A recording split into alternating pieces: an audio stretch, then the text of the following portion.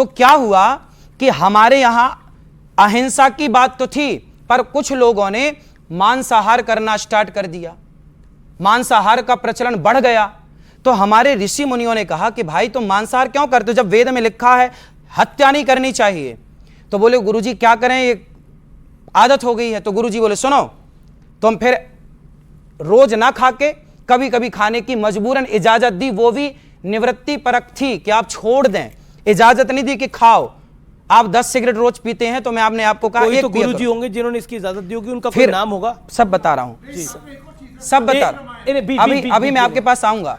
फिर क्या हुआ, ऐसे से ये मंदिरों में मनमाने ढंग से, कोई मंदिर में कोई देवी देवता नहीं चाहती, देवी नहीं चाहती कि मुझे बलि दो, ये मनमाना आचरण है। ये जो बकरे की बलि चढ़ा रहे हैं ना लोग, हिंदू लोग, सनातनी, ये सब मनमाना है। इनको मैं कथाओं से परंपरा काफी वर्षों से चल रही है, काफी वर्षों से चल रहा। अब जो परंपराएं चली आ रही हैं, अब वो तो चली आ रही है ना। अब हम लोग कह रहे हैं कि मत आप करो, ही कहते हैं कि परंपराओं को मानना चाहिए, गलत परंपराओं को नहीं, गलत परंपराओं को नहीं, सही परंपरा को मानिए, गलत को नहीं। काफी देर से वेट कर रहे हैं। आचार्य जी, मैं 2012 से शाकाहारी हूँ और वेजिटेरियनिज्म को प्रमोट करती हूँ। मुझे लगता है कि हमें बिना किसी लाग लपेट के ये कहना चाहिए कि चाहे बकरीद पे बकरे की कुर्बानी हो, चाहे किसी भी मंदिर में बलि प्रथा हो, वो गलत है, बिल्कुल गलत। किसी निरीह, किसी बेजुबान जानवर का खून बहा के अगर हम सोचें कि हम अपने परमात्मा को खुश कर देंगे तो वो गलत है। ये हमें बिल्कुल without any if and but कहना चाहिए। ये मैं यहाँ पे पॉइंट रखना चाहती थी। और आपसे मैं एक बात ये रिक्वेस्ट करना चाहती हूँ, आपने एक एग्जाम्पल दिया था कि लड़की जो होती है, नारी, वो हीरा होती है और लड़के तो होते हैं वो सरिया हैं। आचार्य जी, सेम यही एग्जाम्पल देकर मुस्लिम समाज में रैडिकल मौलाना लड़कियों को बुर्का पहनाकर 4 दीवारी में ढकेल देते हैं। हिजाब के, बुर्के के जितने भी एडवोकेट्स हैं वो यही कहते हैं कि आप बहुत कीमती चीज़ हैं तो आपको कवर्ड वेलवेट के डब्बे में रहना चाहिए, और लड़के जो है वो बहुत कैजुअल सी चीजें तो उन्हें आप ऐसी घूमने दीजिए। इस तरह से बताते हैं कि तुम सिर ढक के ही रहो। यही आचार्य जी, मेरी बात जिस पूरी हो जाए, जैसे कि हम उदाहरण देते हैं, आपने सीता माँ का एक उदाहरण वीडियो में दिखाया कि वो सुंदर थी। आपने अभी दूसरा उदाहरण दिया कि सीता माँ के लिए मर्यादा की लकीर खींची थी भगवान राम ने, लक्ष्मण जी ने।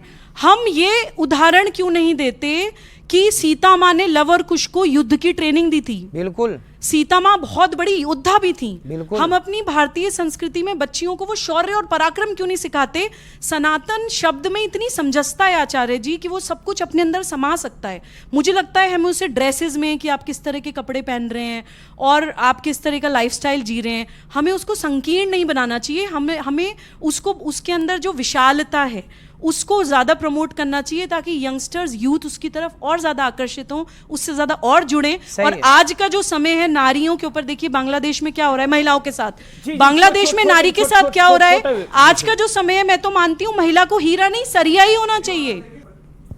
देखिए, मेरा ये प्रश्न आचार्य जी, ये वेजिटेरियन और नॉन वेजिटेरियन की बहुत पुरानी एक डिबेट है। इन्होंने तो एक एथिकल पर्सपेक्टिव से बोला।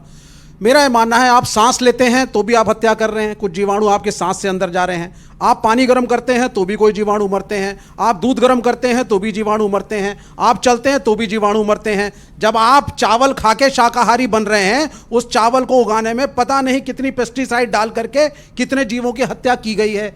क्या आप शाकाहारी अपने आप को मानेंगे? हाँ। पहली चीज, आप शाकाहारी नहीं है। शाकाहारी, अगर आप उसी चावल को खा रहे हैं जिसको उगाने के लिए इतने कीटाणु मार के इतने जानवर मारे गए, वो चावल शाकाहारी नहीं हुए। छटपटाता नहीं है प्राण के लिए, मुर्गी छटपटाती है प्राण बचाने के लिए, आपके भोजन के लिए इतनों को मार दिया गया, के आपके भोजन के लिए इतनों को मार दिया गया। लेकिन मैं उस विषय में नहीं जाना चाहता। मेरा दूसरा प्रश्न है,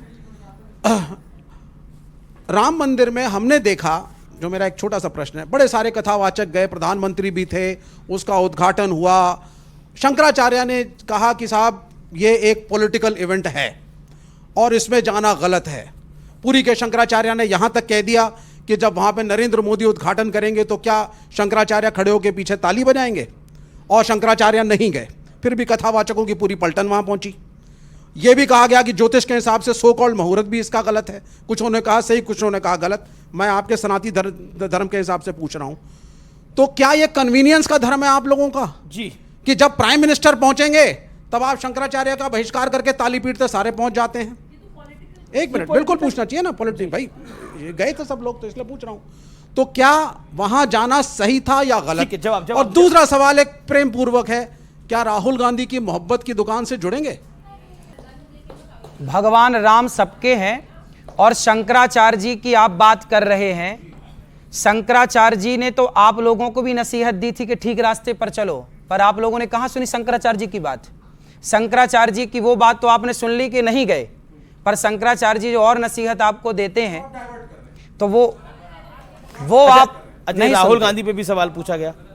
देखिए राहुल गांधी जी ने तो अभी हिंदुओं को क्या बोला उन्होंने, एक बयान दिया कि हिंदू क्या होते हैं, आतंकवादी, हिंसक की उन्होंने पार्लियामेंट में बोला। हिंदू हिंसा फैलाते हैं।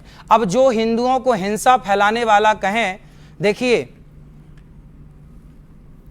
कभी गाय का दोस्त कसाई नहीं हो सकता। गाय का दोस्त कभी कसाई नहीं हो सकता, गाय का दोस्त तो चरवाहा ही होगा।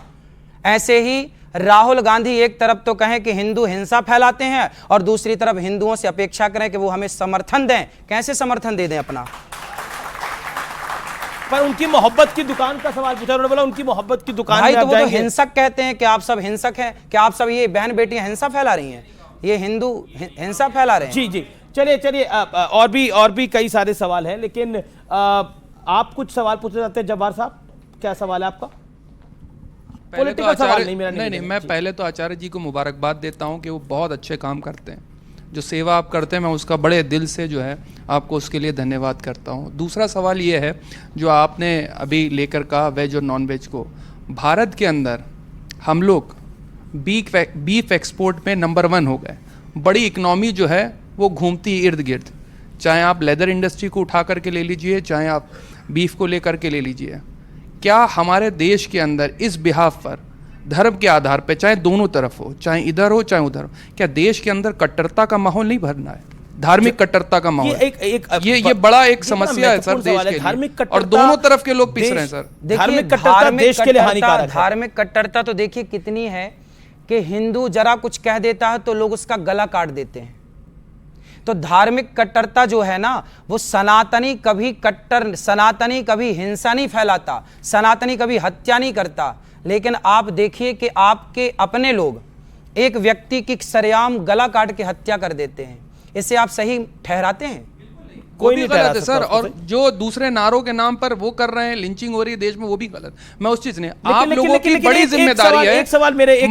आप लोग सर बड़े हैं, बिल्कुल जिम्मेदारी है, चाहे वो मौलाना हो चाहे धर्मगुरु, उनकी बड़ी जिम्मेदारी है देश के अंदर इस देश को बनाने के लिए कि देश के अंदर सनातन ना देखिए, भारत में हिंदू मुस्लिम को, सनातन को संगठित होकर रहना चाहिए। एक मुहिम हिंदुओं ने स्टार्ट की कि ईश्वर अल्लाह तेरो नाम सबको सम्मति दे भगवान। ये मंदिरों से तो आवाज गूंजी, आज तक किसी भी मदरसे से आवाज नहीं आई, किसी भी मस्जिद से आवाज नहीं आई। तो हिंदू ही केवल भाईचारा निभाने का ठेका ले और मुसलमान ना ले, ये गलत बात है। लेकिन हिंदू देखिए एक बात